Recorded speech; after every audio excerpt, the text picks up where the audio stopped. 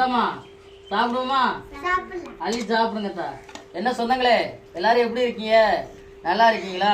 இன்னைக்கு காலை வேலை, ஞாயிற்றுக்கிழமை ஸ்பெஷல். பிள்ளைங்க ஆசைப்பட்ட மாதிரி கேரட் பீன்ஸை போட்டு ஒரு அழகான ஒரு சாப்பாடு கிட்டி கொடுத்துட்டாங்க. எங்களுக்கு ரொம்ப ஃபேவரட்டான நகர மீன் சொந்தங்களே பொரிச்சு கொடுத்துருக்காங்க. குடும்பத்தோட சாப்பிட போறோம். அவ்வளோ ஒரு அருமையா இருக்கு சொந்தங்களே.